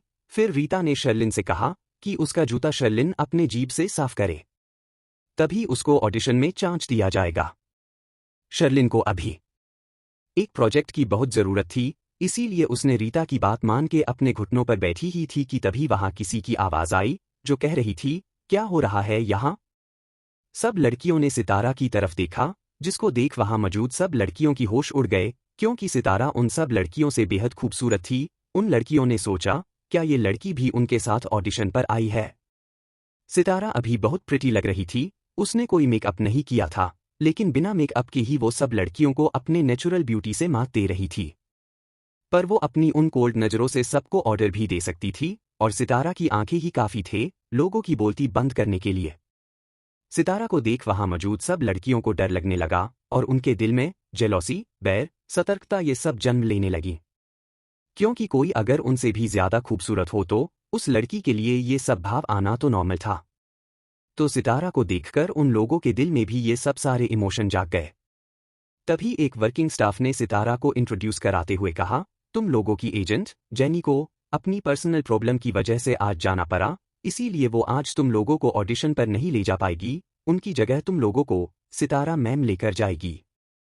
इनकी बात ध्यान से सुनना और मानना। बाकी सबको ऑडिशन के लिए ऑल द बेस्ट। जब सब लड़कियों ने सुना कि सितारा ऑडिशन के लिए नहीं आई है, कोई एक्ट्रेस नहीं है, तब जाके उन लोगों ने एक राहत की सांस ली। पर लड़कियों ने ये भी सोचा कि इतनी खूबसूरत होने के बावजूद सितारा क्यों एक्टिंग के लिए ट्राई नहीं कर रही है। वही जब शर्लिन ने सितारा की आवाज सुनी थी तो वो कांप गई। वो समझ गई कि ये सितारा की ही आवाज है। शर्लिन ने धीरे से अपना सर घुमाया और सितारा की गॉर्जियस ब्यूटीफुल चेहरे को देखने लगी। शर्लिन ने सोचा, सितारा पहले से और मैच्योर हो गई है। जब वो 2 साल पहले हुआ करती थी अब तो बिल्कुल बदल गई है। शर्लिन ने हल्के कांपते आवाज में सितारा को पुकारा, मिस कपूर। आखिर शर्लिन सितारा को पूरे 2 साल बाद दिख रही थी। वो थोड़ा एक्साइटेड भी थी, थोड़ा नर्वस भी थी। 2 साल पहले सितारा ने ही शर्लिन को एक फेमस हीरोइन बनने में हेल्प की थी, उसको ऊंचाइयों पर ले गई थी। पर जब सितारा नितिन के वजह से सब कुछ छोड़ दिया था और जेके एंटरटेनमेंट से भी वो चली गई थी, तब शर्लिन ने सब कुछ अपने हाथों से बर्बाद कर दिया। सितारा के बिना वो बिल्कुल खाली खाली सी थी। सितारा ने उसे जो भी दिया था, सब शर्लिन ने गवा दिया। सितारा ने शर्लिन को अपनी कोल्ड नजरों से देखा और कहा, तुम भूल गई क्या आज कौन सा दिन है? तुम ऐसे कैसे अपने चेहरे पर चोट लगने दे सकती हो? शर्लिन ने सर झुकाते हुए कहा, आई एम सॉरी। सितारा उसके पास आई और शर्लिन के चोट को देखते हुए बोली, सॉरी किस लिए? सितारा अभी शर्लिन को देखते हुए थोड़ा कंफ्यूज और गुस्से में लग रही थी। सितारा ने बाकी लड़कियों को देखा और जिसने शर्लिन को बुली किया था, सितारा स्माइल की और उन लोगों को घूर बोली, दूसरों का मजाक उड़ाने से पहले खुद के अंदर झांक के देखो। तुम लोग क्या हो? क्या हुआ अगर वो वॉश्ड अप एक्ट्रेस हुई तो? आफ्टर ऑल वो एक फेमस एक्ट्रेस थी। तुम लोग थे क्या? वो बाकी लड़कियां बस चुप रह गई। फिर सितारा ने क्लैप किया और कहा, आज तुम लोगों की एजेंट यहां मौजूद नहीं है, तो इसीलिए चलो मैं तुम लोगों को सेट पर लेकर चलती हूं। तुम लोग पहले से ही जानती हो है ना कि कौन से सीन और कौन से रोल के लिए तुम लोग आज ऑडिशन देने वाली हो? सबने हमें सर हिलाया। फिर सितारा ने स्टाफ को ऑर्डर दिया कि कार प्रिपेयर किया जाए। फिर सब लड़कियां और सितारा भी अलग अलग कार में बैठ गई। फिर उन लोगों की कार जल्दी ही ऑडिशन सेट पर आकर रुकी। सितारा कार से उतरी और वो आगे बढ़ने ही वाली थी कि तभी उसका फोन बजने लगा। सितारा ने अपना फोन निकाला तो देखा कि उसको डायरेक्टर लुइस ने एमएसजी किया है। लुइस ने लिखा था, the king of screen writer phoenix, क्या तुम आज फिल्म के फर्स्ट ऑडिशन में नहीं आ रही? सितारा ने जल्दी से रिप्लाई किया, नहीं। वही डायरेक्टर लुइस जो उनके ऑफिस में बैठे थे, फीनिक्स से सीधा ना सुन, उन्होंने एक लंबी सांस छोड़ी और डिसअपॉइंट हो गए। फीनिक्स कभी भी ऑडिशन या फिर फिल्मिंग में दिखाई नहीं देते, किसी ने फीनिक्स को आज तक नहीं देखा। पर कभी कभी फीनिक्स लुइस को एडवाइस दिया करती थी कि कौन से एक्टर, एक्ट्रेस कौन से रोल के लिए सूटेबल है। और ऐसे ही फोनिक्स यानी सितारा, लुइस को ऐसे एक्टर को रिकमेंड करती है जो एक्टिंग में अच्छे हैं, ना कि उनकी पॉपुलैरिटी से। इसीलिए लुइस की फिल्म बहुत ही हिट हो जाती है। लुइस हमेशा उन्हीं एक्टर, एक्ट्रेस को चुनता जिसे सितारा यानी फोनिक्स चुनती थी। सच कहे तो लुइस फोनिक्स के बहुत शुक्रगुजार था। पर लुइस फीनिक्स से कभी नहीं मिला, ना उसे कभी देखा, ना लुइस ये जानता है कि फोनिक्स लड़का है या लड़की, कोई ओल्ड है या यंग। कुछ देर सोचने के बाद लुइस ने फिर से सितारा को एमएसजी किया, क्या इस बार तुम किसी एक्ट्रेस को रिकमेंड कर रही हो? इस फिल्म में सेकंड सपोर्टिंग फीमेल रोल एक कॉम्प्लिकेटेड कैरेक्टर है। इसीलिए जो भी ये रोल प्ले करेगी, वो एक्ट्रेस के अंदर एक्टिंग स्किल बहुत अच्छी होनी चाहिए। फर्स्ट हाफ स्टोरी में वो लड़की का रोल बहुत सिंपल और एडोरेबल होने वाला है, पर सेकंड हाफ में उसका कैरेक्टर बिल्कुल एक डार्केस्ट एंड विशियस कैरेक्टर में बदल जाएगा। तुम्हें कौन लगता है जो इस रोल के लिए परफेक्ट होगी? ये एमएसजी देख सितारा ने जल्दी से लिखा, कोई भी नहीं। To be continued. Audition set पर जब सितारा पहुंची थी, तब शर्लिन के साथ वो उतरी और उसी वक्त डायरेक्टर लुइस सितारा को एमएसजी कर रहा था, सितारा को फीनिक्स समझ के। जब सितारा ने लुइस के साथ एमएसजी पर बात कर खत्म की तभी वहां एक मर्सिडीज कार आके रुकी और उसमें से तो पहले 2 बॉडीगार्ड निकले और एक लड़की निकली जो खूबसूरत लग रही थी। उसके आंखों पर ग्लासेस था और वो बहुत एटीट्यूड के साथ आगे बढ़ने लगी। जैसे ही वो लड़की कार के निकली, तब सब लोगों ने उसे घेर लिया और उसने एक लॉन्ग वाइट ड्रेस पहना हुआ था। तभी जेके एंटरटेनमेंट में से एक लड़की ने कहा, देखो वो कितनी खूबसूरत है, ये है आन्या बरेली, डायरेक्टर की एक्सक्लूसिव एक्ट्रेस। और देखो उसको कितने लोग सर्व कर रहे हैं, एजेंट से लेकर बॉडीगार्ड तक। फिर वो लड़की आन्या एकदम घमंड से आगे बढ़ी और ऑडिशन सेट तक चली गई। उसके बाद सितारा और बाकी लड़कियां भी जाने लगी। जब सितारा ऑडिशन हॉल पर पहुंची तो उसने अपने साथ आए सभी लड़कियों को फॉर्म फिल अप करने दिया और वो खुद एक जगह जाकर बैठ गई। बाकी लड़कियां तो फॉर्म फिल अप कर रही थी, पर जो शर्लिन थी वो थोड़ा घबरा रही थी। शर्लिन ने ये एक्सपेक्ट नहीं किया था कि यहाँ 2 रोल के लिए इतने लड़कियां आएंगी। वहां कम से कम 30-40 लड़कियां आई थी। ये देख शर्लिन घबरा रही थी और उसने सोचा कि क्या वो अभी यहीं से चली जाए। वो इसी सोच में थी कि उसके पास सितारा आई और बोली, अब तक तुमने फॉर्म फिल अप नहीं किया?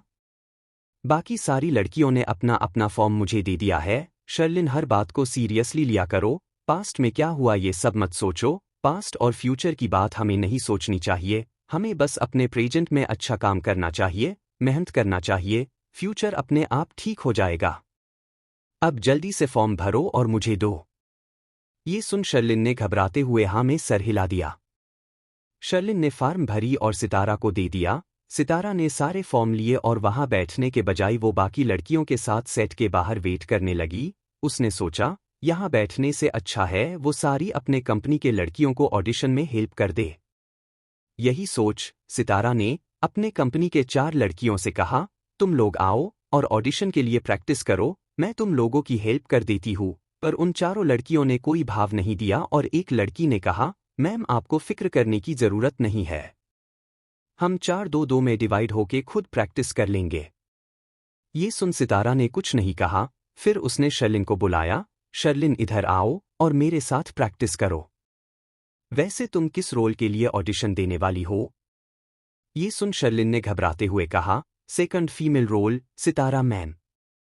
ये सुन सितारा थोड़ा स्टन्ड हुई और बोली, ठीक है, तुम्हें पता है ना सेकंड फीमेल रोल का कैरेक्टर कैसा है? पहले हाफ सीन में वो इनोसेंट बनने का नाटक करती है और बाद में वो साइकोपैथ बन जाती है। तुम इसमें से कौन सा सीन अभी प्रैक्टिस करना चाहोगी? ये सुन शर्लिन ने कहा, सितारा मैम, मैं अभी उसकी वो मासूम वाली सीन करना चाहती हूँ, वो मैं अच्छे से कर पाऊंगी। सितारा कुछ देर रुकी और बोली, इस कैरेक्टर का सबसे हार्डेस्ट पार्ट ये है कि स्पेन ऑफ द एक्टिंग। अगर तुम खुद को दूसरों से अलग बनाना चाहती हो तो तुम्हें इस रोल के तीनों एक्सट्रीम्स पार्ट को ऑडिशन में प्ले करना चाहिए। और मैं ये भी सजेस्ट करती हूँ कि पहले 30 सेकंड में तुम इनोसेंट वाला इमोशन लाओ, फिर उसके बाद 30 सेकंड में मेंटल ब्रेकडाउन और लास्ट 30 सेकंड में उस रोल का साइको वाला पार्ट, और फिर 30 सेकंड्स के अंदर तीनों इमोशन को बार बार चेंज करो। शर्लिन ने घबराते हुए कहा, पर 1 मिनट के अंदर 3 मूड चेंज कैसे कर सकते हैं? ये मेरे लिए मुश्किल है, मैं नहीं कर पाऊंगी। सितारा ये सुन कोल्ड नजरों से शर्लिन को देख कहा, अच्छे से एक्टिंग स्किल हो तो है सेकंड में मूड चेंज एक्टिंग कर सकते हैं। अगर तुम्हें ये मुश्किल लग रहा है तो तुम यहां ऑडिशन देने क्यों आई हो? शर्लिन ने अपना सर झुका लिया। फिर सितारा ने अपनी बात जारी रखी, एक्ट्रेस होने के नाते तुम्हें पता होना चाहिए कि एक्टिंग रियल नहीं है, इसके लिए स्किल होना चाहिए ताकि अपना इमोशन हम ऑडियंस तक पहुंचा सके। इसके साथ ही सितारा ने अपना फोन निकाला और बातें करना बंद कर दी। जब सितारा और शर्लिन बात कर ही रही थी कि तभी लुइस और आन्या ऑडिशन सेट पर आए और उन दोनों ने सितारा की बात सारी सुन भी ली। फिर शर्लिन ने अचानक सितारा के बाह को पकड़ कहा, सितारा, PLZ, मेरी हेल्प कर दो। मुझे एक्टिंग करना बहुत पसंद है, अभी मैं प्रैक्टिस करना चाहती हूँ। ये सुन सितारा ने अपना फोन पॉकेट में डाला और कहा, ठीक है फिर चलो शुरू करते हैं। रोल का नाम हेलेन है और हेलेन पहले इनोसेंट और बहुत नेव है ना? चलो इसी सीन से शुरू करते हैं। मुझे तुम अनिकेत समझ लो, ओके? सितारा ने स्टार्ट कहा और तुरंत सितारा एक एजेंट से अब एक जेंटलमैन की तरह खड़ी हो गई, जैसे वही वो रोल कर रही हो। सितारा ने मेल वॉयस निकालते हुए डीप एंड जेंटल वॉयस में कहा, हेलेन ये तुम क्या कर रही हो? जैसे ही लुइस और आन्या ने सितारा की मेल वाली वॉयस सुनी तो शॉक रह गए कि सितारा अपना आवाज भी बदल सकती है। शर्लिन थोड़ा ऑफ लग रही थी, पर जब उसने सितारा की आवाज सुनी तो उसके अंदर एक कॉन्फिडेंस आ गई और उसने कैरेक्टर को पकड़ते हुए प्यार से मुस्कुरा के बोली, मैं इस रैबिट को बचाने की कोशिश कर रही हूँ। ये बहुत पेन में लग रहा है। अनिकेत चलो इसको बैंडेज कर देते हैं और छोड़ देते हैं। सितारा ने देखा कि शर्लिन कैरेक्टर में घुस गई है, जैसे रोल है उसके हिसाब से शर्लिन इनोसेंट एक्टिंग कर रही है। अब सितारा को लगा कि ये अब काफी है, तो सितारा ने तुरंत दूसरे सीन की एक्टिंग करने लगी। फिर लास्ट में सितारा ने इमोशनल एक्टिंग करी और उसके आंखों से आंसू भी बहने लगे। सब लोग आंखें फाड़े देख रहे थे कि सितारा इतने जल्दी जल्दी चुटकी बजाते ही अपना मूड चेंज कर करके एक्टिंग कर रही है। सबके आंखें बाहर आने को हुई लुइस तो आंखें फाड़े बस सितारा को ही देखने लगा। लुइस ने आंखें फाड़े सितारा को देख कहा, कौन है ये? मेल कैरेक्टर में भी इतनी अच्छी एक्टिंग? और वो भी पलक झपकते ही मूड चेंज कर करके एक्टिंग कर रही है। आन्या भी जलन से भर गई। उसने सोचा अगर सितारा ने एक्टिंग करने का डिसाइड किया तो वो आंखें बंद करके टॉप एक्ट्रेस बन जाएगी। सितारा की एक्टिंग स्किल इतनी अच्छी थी कि उसे टॉप एक्ट्रेसेस में गिना जाता, और ऐसे में आन्या जैसी एक्ट्रेस को कोई याद भी नहीं रखता। तभी वहां पर एक स्टाफ आया और लुइस को बोला कि ऑडिशन स्टार्ट करने का टाइम हो गया है। फिर लुइस ने जाने से पहले सितारा को फिर से अच्छे से देखा और आन्या के साथ दूसरी ओर चला गया। लुइस के साथ आन्या भी आगे बढ़ी, पर वो जाते जाते सितारा को घूर के देखने लगी, जैसे वो सितारा को अभी खा जाएगी। पर सितारा को डराना इतना आसान था क्या? सितारा भी आन्या को वैसे ही शार्प नजरों से देखा और टेढ़ी स्माइल करने लगी। To be continued. सितारा की एक्टिंग स्किल। ये कहानी मेरे reborn the betrayed heiress return का सेकंड सीजन है। जहां से पहला सीजन छोड़ा था वहीं से शुरू है। अगर कोई नए रीडर यहां मेरे इस कहानी पर जुड़ रहे हैं तो आप लोगों का स्वागत है। आप लोगों को मेरा पहला सीजन मिल जाएगा इसी कहानी के सीजन में। तो चलिए कहानी शुरू करते हैं। ऑडिशन सेट पर जब सितारा पहुंची थी तब शर्लिन के साथ वो उतरी और उसी वक्त डायरेक्टर लुइस सितारा को एमएसजी कर रहा था, सितारा को फीनिक्स समझ के।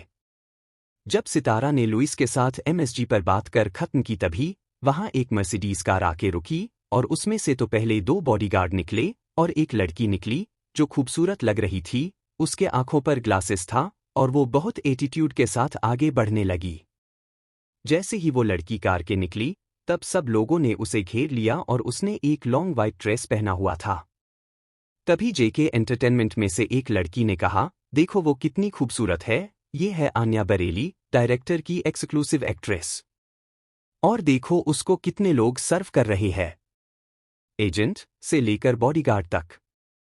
फिर वो लड़की आन्या एकदम घमंड से आगे बढ़ी और ऑडिशन सेट तक चली गई। उसके बाद सितारा और बाकी लड़कियां भी जाने लगी। जब सितारा ऑडिशन हॉल पर पहुंची तो उसने अपने साथ आए सभी लड़कियों को फॉर्म फिल अप करने दिया और वो खुद एक जगह जाकर बैठ गई। बाकी लड़कियां तो फॉर्म फिल अप कर रही थी, पर जो शर्लिन थी वो थोड़ा घबरा रही थी।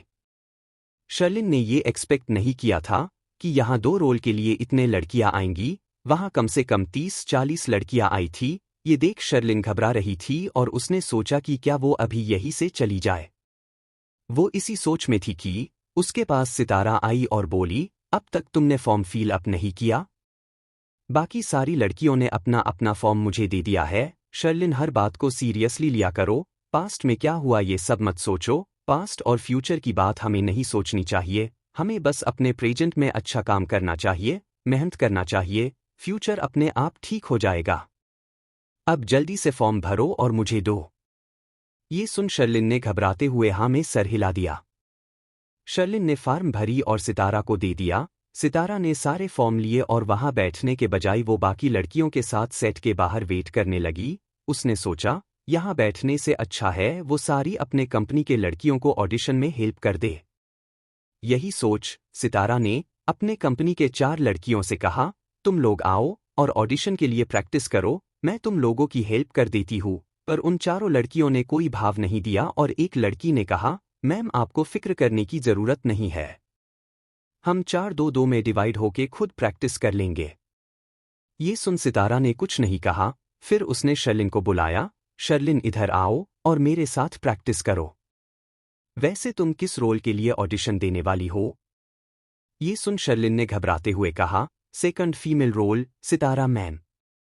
मेरी हेल्प कर दो। मुझे एक्टिंग करना बहुत पसंद है, अभी मैं प्रैक्टिस करना चाहती हूँ। ये सुन सितारा ने अपना फोन पॉकेट में डाला और कहा, ठीक है फिर चलो शुरू करते हैं। रोल का नाम हेलेन है और हेलेन पहले इनोसेंट और बहुत नेव है ना? चलो इसी सीन से शुरू करते हैं। मुझे तुम अनिकेत समझ लो, ओके? सितारा ने स्टार्ट कहा और तुरंत सितारा एक एजेंट से अब एक जेंटलमैन की तरह खड़ी हो गई, जैसे वही वो रोल कर रही हो। सितारा ने मेल वॉयस निकालते हुए डीप एंड जेंटल वॉयस में कहा, हेलेन ये तुम क्या कर रही हो?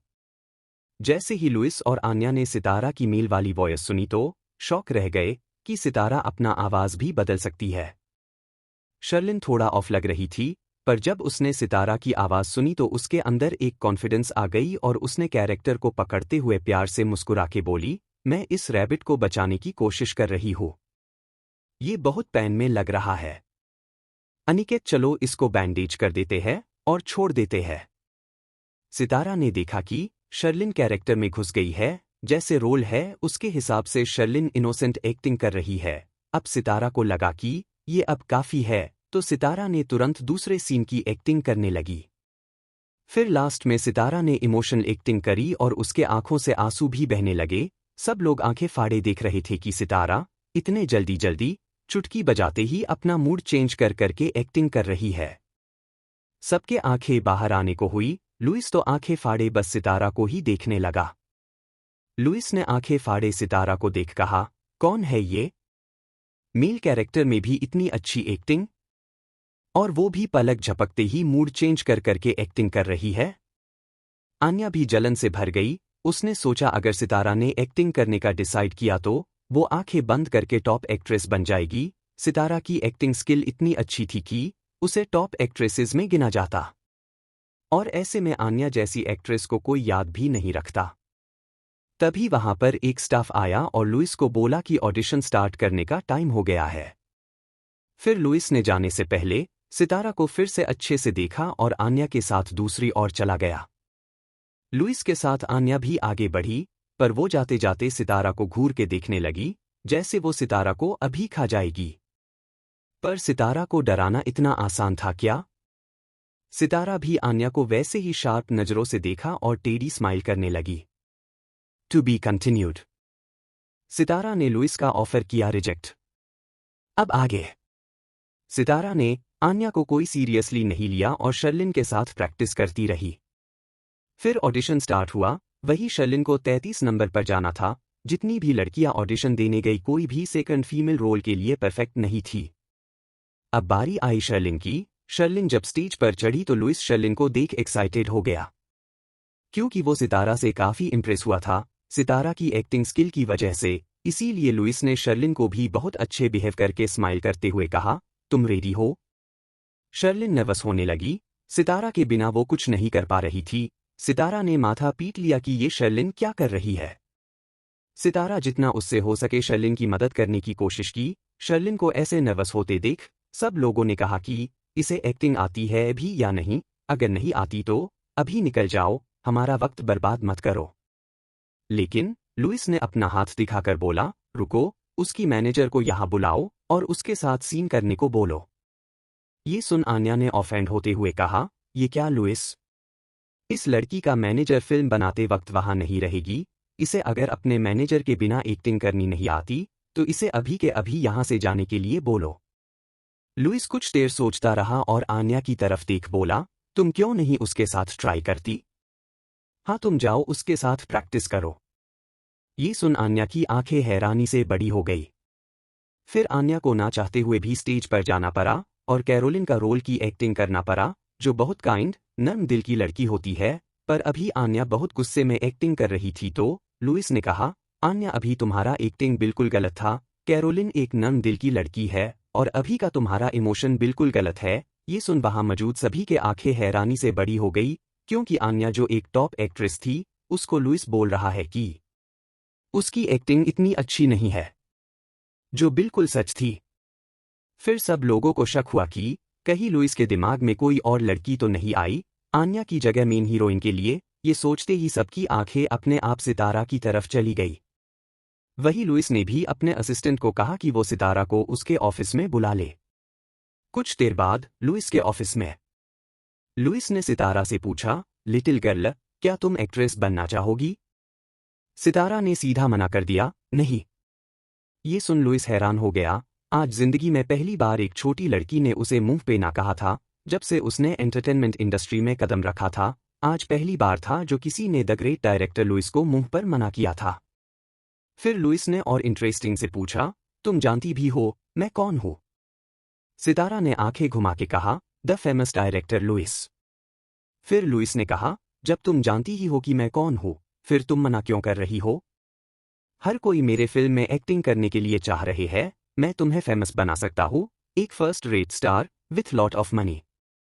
तुम्हारे पीछे बेनिफैक्टर्स के लाइन लग जाएंगे और ऑफ कोर्स फैंस भी बहुत कमाएगी। लुइस ने सितारा को मनाने की कोशिश की, पर सितारा ने स्माइल के साथ कहा, मुझे कोई इंटरेस्ट नहीं है। फिर ये सुन लुइस ने अपना बिजनेस कार्ड निकाल के सितारा को दिया और कहा, ये रहा मेरा बिजनेस कार्ड, अगर तुम्हें कभी एक्टिंग करने की इंटरेस्ट हो तो मुझे कभी भी कांटेक्ट कर सकती हो, तुम मेरे फिल्म की लीडिंग एक्ट्रेस बनोगी।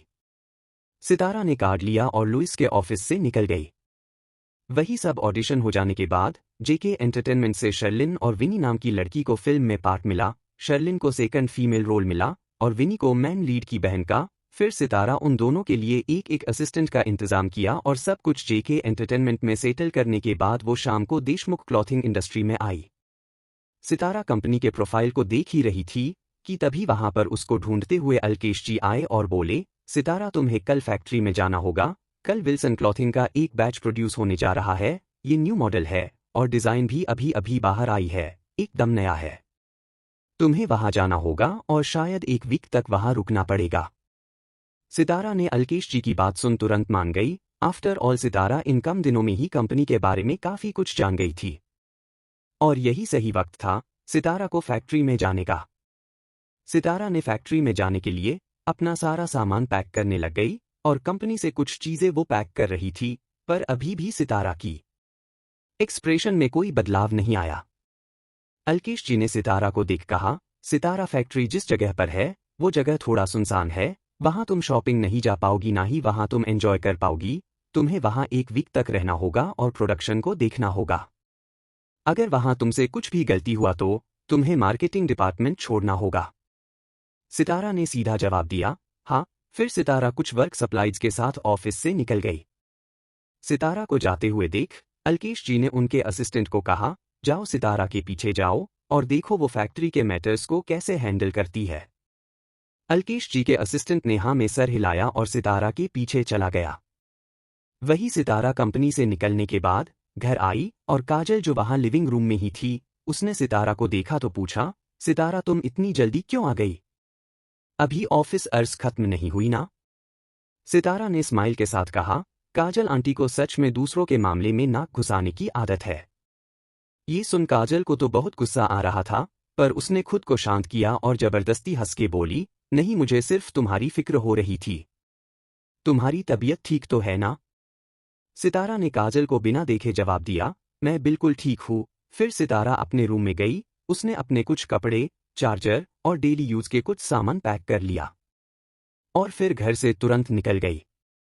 जब काजल ने देखा कि सितारा अपने बैग के साथ कहीं जा रही है, तो उसने तुरंत डेविड को कॉल किया और पूछा, सितारा अभी अभी अपना सामान पैक करके कहीं जा रही है, उसका काम कैसा चल रहा है? डेविड ने मुस्कुराया और कहा, अल्केश ने उसे फैक्ट्री में भेजा है और इस महीने के ऑर्डर को देखने के लिए कहा है। अल्केश ने कहा है, अगर सितारा ये काम ठीक से नहीं कर पाई तो सितारा को मार्केटिंग डिपार्टमेंट छोड़ के जाना होगा। ये सुन काजल ने पूछा, लगता है वो अल्केश अभी भी सितारा पर ट्रस्ट नहीं करता। क्या फैक्ट्री का डायरेक्टर हमारे ही आदमी है? डेविड ने टेढ़ी मुस्कान के साथ कहा, हाँ। डेविड की बात सुनने के बाद काजल ने डेविड से कहा, तो फिर फैक्ट्री के डायरेक्टर को कहो कि वो सितारा का फुल एंटरटेनमेंट करे, सितारा को खिलाए पिलाए, एंजॉय कराए, ताकि फैक्ट्री के ऑर्डर के साथ कुछ गलत हो और सितारा को इस वजह से मार्केटिंग डिपार्टमेंट छोड़ के जाना पड़े। जब वो मार्केटिंग डिपार्टमेंट छोड़ के जाएगी तभी मुझे शांति मिलेगी और अल्केश भी सितारा के साइड नहीं लेगा, नहीं तो हमारे लिए बहुत मुश्किल होगा फ्यूचर में कंपनी को अपने मुट्ठी में लाने के लिए। फिर ऐसे ही कुछ बात करने के बाद काजल ने फोन रख दिए। वही सितारा को अल्केश जी के असिस्टेंट ने फैक्ट्री तक कार पर लेकर आया। फैक्ट्री के गेट पर ही फैक्ट्री के डायरेक्टर कमल सितारा का वेट कर रहे थे। सितारा कार से उतरी और कमल ने आके सितारा को ग्रीट किया। जब उसने सितारा का चेहरा देखा, एक पल के लिए कैसे वो खो सा गया, पर उसने अपना सर झटका और सितारा से कहा, मिस सितारा आइए। फिर कमल ने सितारा को ऑफिस तक ले गया और सितारा को वहां बिठाया, बल्कि कमल ने सितारा के लिए खाने पीने की चीजें भी लाने के लिए कहा। फिर कमल जी और सितारा फैक्ट्री के कंस्ट्रक्शन से लेके सितारा के नाना जी और उसकी मां के बारे में बात की। फिर सितारा ने बातों के बीच कहा कि उसे प्रोडक्शन वर्कशॉप को एक बार देखना है। पर कमल जी ने आराम से कहा, जल्दबाजी की कोई जरूरत नहीं है और प्रोडक्शन अभी स्टार्ट भी नहीं हुई है। आपको फैक्ट्री में काफी बोर लगेगा। आप अभी अभी आई है और एक वीक तक रुकने वाली है। आप एक काम क्यों नहीं करती, आप यहाँ आसपास घूम लीजिए। ये जगह बहुत सुंदर है, आपको बहुत अच्छा लगेगा। ये बोल के कमल जी ने सितारा को कार तक ले आया। सितारा समझ गई कि कुछ तो गड़बड़ है, और वैसे भी यहाँ सितारा का पहला दिन था, तो उसने इतना अभी रिएक्ट नहीं किया। और सच वो जगह बहुत सुंदर थी। हाँ, इतना शोरगुल नहीं था, पर वो जगह बहुत हरा भरा था, फूल और पेड़ पौधों से भरपूर था। वहाँ थोड़ी दूरी पर एक रेस्टोरेंट, एक गेम हॉल, एक कैफे भी था। सितारा को कार में बैठ उस जगह की खूबसूरती का लुत्फ उठाने लगी। सितारा की कार आगे बढ़ गई और उसके पीछे एक और कार चली गई, जो किसी और का नहीं, अंबर का था।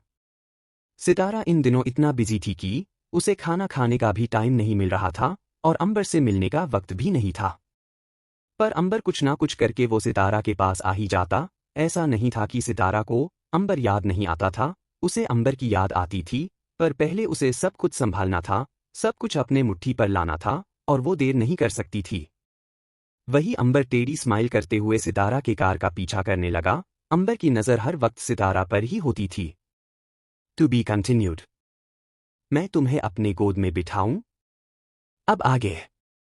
कमल जी ने सितारा को एक एक्सपेंसिव रेस्टोरेंट पर लाए और कमल जी को डेविड ने ही कहा था कि सितारा को खाने पीने, मौज मस्ती कराने में बिजी रखे, पर सितारा को बेवकूफ़ बनाना इतना भी आसान नहीं था।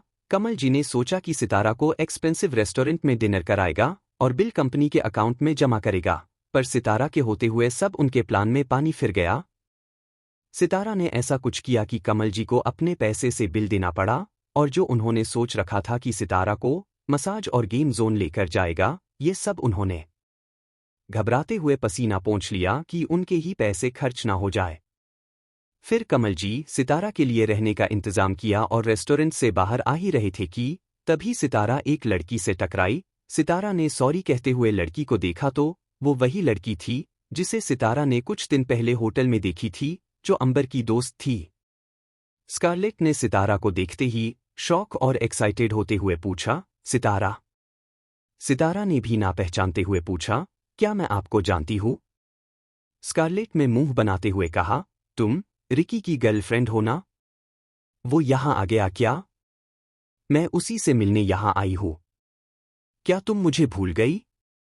हम तो पहले मिल चुके हैं ना? तब जाके सितारा को याद आया कि वो इस लड़की से तब मिली थी जब वो रियान अंकल के साथ डिनर करने गई थी, और इस लड़की को उसने अंबर के साथ देखा था। फिर सितारा हैरानी से पूछी, ओह तुम हो? पर तुम यहाँ क्या कर रही हो? फिर स्कारलेट ने मुस्कुराते हुए कहा, मैं यहाँ एक लैंड प्रोजेक्ट के बारे में डिस्कस करने आई थी, पर क्या तुम्हें ये लग रहा है कि तुम्हारे बॉयफ्रेंड तुम्हें बेवकूफ़ बना रहा है? इसीलिए तुम उसका पीछा कर रही हो? फिर स्कारलेट ने आंखें दबाते हुए कहा, सितारा, मैं तुम्हारे लिए उसके ऊपर नज़र रखूंगी। पर तुम्हें फिक्र करने की कोई ज़रूरत नहीं, वो कभी तुमको चीट नहीं करेगा। स्कारलेट की बात सुन सितारा ने मन में सोचा, स्कारलेट ऐसी बात क्यों कर रही है? क्या वो रिकी की क्लाइंट नहीं है? या फिर ये कहना चाहती है कि रिकी दूसरों के साथ सेक्स तो करता है, पर मेरे साथ रिलेशन को लेके सीरियस है। सितारा ने ऑकवर्ड होते हुए कहा, वेल स्कारलेट, तुम हमारे रिलेशनशिप को लेके गलत समझ रही हो। हमारा रिलेशनशिप वैसा नहीं है जैसा तुम सोच रही हो। तभी पीछे से एक भारी आवाज आई, तो फिर कैसा रिलेशन है हमारे बीच? सितारा ने पीछे मुड़ के देखा तो वहां अंबर खड़ा था और एक आदमी के साथ। कमल जी जो सितारा के पास ही खड़े थे, उन्होंने जब अंबर के पास खड़े इंसान को देखा तो उन्होंने हैरानी से बोल पड़े, मेयर साहब। तब जाके सितारा ने अंबर के पास खड़े आदमी को देखा जो मेयर थे, और सितारा भी शॉक हो गई। फिर सितारा ने भी मेयर साहब को ग्रीट किया। मेयर साहब थोड़ा हंस पड़े और अंबर से बोले, अब जब तुम अपने दोस्तों से मिल ही चुके हो तो मैं अभी चलता हूँ। अंबर ने भी हाँ में सर हिलाया और मेयर साहब वहां से जाने से पहले अंबर से फिर कहा, मुझे नहीं पता था तुम्हारी कोई गर्लफ्रेंड है, पर तुम्हारी गर्लफ्रेंड बहुत खूबसूरत है। मुझे लगता है तुम्हारे दादाजी को जाके बधाई देना पड़ेगा। अंबर मुस्कुरा दिया और मेयर साहब को कार तक छोड़ने गया। जब वो वापस लौटकर आया तो कमल जी ने सितारा से पूछा, मिस सितारा, क्या अभी आपको जाना है? सितारा कुछ बोलने ही वाली थी कि अंबर ने सितारा का हाथ पकड़ लिया और बोला, मेरे साथ कुछ देर रहो, मैं तुम्हें बाद में घर तक छोड़ आऊंगा। सितारा को उस रात की किस भी याद आ रही थी और वो थोड़ा शर्मा भी रही थी। फिर उसने कुछ देर सोचा और हाँ में सर हिला दिया। सितारा ने सोचा, कमल जी मेरे साथ थे तो फैक्ट्री जा नहीं पाई, यही सही मौका है। अब जब कमल जी मेरे साथ नहीं रहेंगे तो मैं बाद में खुद प्रोडक्शन वर्कशॉप पर चली जाऊंगी। यही सोच सितारा ने कमल जी को देखा और बोली, कमल अंकल आप जाइए, मेरे फ्रेंड्स मेरा वेट कर रहे हैं, वो बाद में मुझे होटल तक छोड़ आएगा। कमल जी ने अंबर को देखा और अंबर का ऑरा देखते ही उनका गला सूखने लगा। अंबर का ऑरा ही इतना डोमिनेटिंग था कि सबकी अच्छों की पसीने छुटा देता। फिर कमल जी ने हाँ कहा और वहां से निकल गए। एक्चुअली उन्हें सितारा किसके साथ है किसके साथ नहीं उन्हें कोई फर्क नहीं पड़ता। उनको बस ये कहा गया था कि सितारा को प्रोडक्शन वर्कशॉप में जाने से रोके और सितारा को ये पता नहीं चलने दे कि वहां इस बार की बैच में क्या प्रॉब्लम है।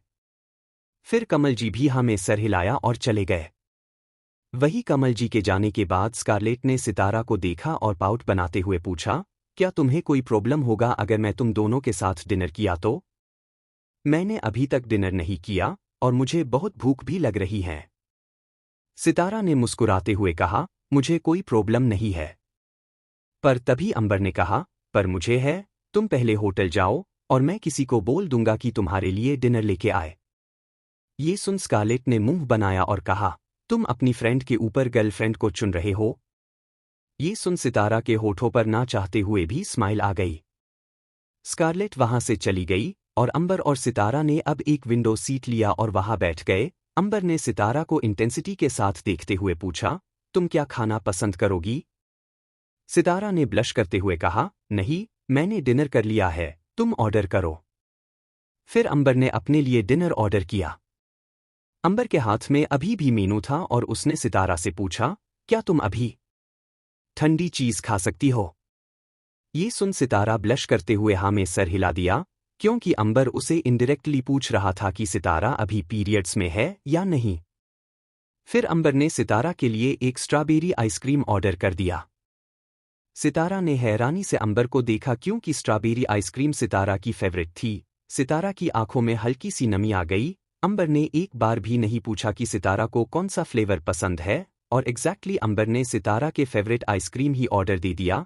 सितारा हैरान थी कि अंबर को उसके पसंद का पता कैसे चला। सितारा ने सोचा, उसके पापा को भी उसकी पसंद नापसंद के बारे में कुछ भी पता नहीं था। और जिन लोगों को सितारा की पसंद नापसंद के बारे में पता था, वो सब इस दुनिया को छोड़कर चले गए हैं। अंबर ने सितारा के दिल में जगह बनानी शुरू कर दी। और शायद सितारा के दिल में भी अंबर के लिए प्यार जाग रहा था, बस वो अभी एक्सेप्ट नहीं कर रही थी। सितारा यही सोचते हुए उदास थी, पर जैसे ही उसने आइसक्रीम का एक बाइट लिया तो उसके मन से सारी करवाहट चली गई। उसने सोचा, शायद रिकी ने ऐसे ही ऑर्डर कर दिया होगा, पर सितारा को यही चीज कंफर्ट कर रही थी। सितारा ने आइसक्रीम खाते हुए कहा, अभी जो तुमने मेरे लिए फ्लेवर ऑर्डर किया ये मेरी फेवरेट है। अंबर जो डिनर कर रहा था, उसकी पकड़ स्पून पर कस गई और बोला, सितारा, ऐसे किसी को भी अपने पसंद के बारे में जानने मत देना। अंबर को सितारा की हर पसंद के बारे में पता थी, क्योंकि जब दोनों गेम खेलते थे तो सितारा ने अंबर को अपनी सारी पसंद के बारे में बताई थी और अंबर ने भी सितारा को अपने हर पसंद के बारे में बताई थी। अंबर को तो याद था सितारा की हर बात, पर सितारा भूल चुकी थी। शायद उसे भी याद था, पर उसे नहीं पता था कि उसके गेम पार्टनर ही अभी उसका रिकी है। सितारा ने अंबर को देखते हुए कहा, मैं सिर्फ तुम्हें बता रही हूं। अंबर ने सितारा को देखा और देखता ही रहा, उसने कुछ नहीं कहा और थोड़ा उदास लग रहा था, जो सितारा भी देख पा रही थी। सितारा नहीं जानती थी कि अचानक अंबर क्यों उदास हो गया। फिर अंबर ने एक निवाला सितारा के मुंह पे डाल के कहा, और खाना चाहोगी? अंबर के अचानक उसको खिला देने से सितारा हैरान रह गई। फिर उसने अपना सरनामे हिला के बोली, मैंने खाना खा लिया है रिकी।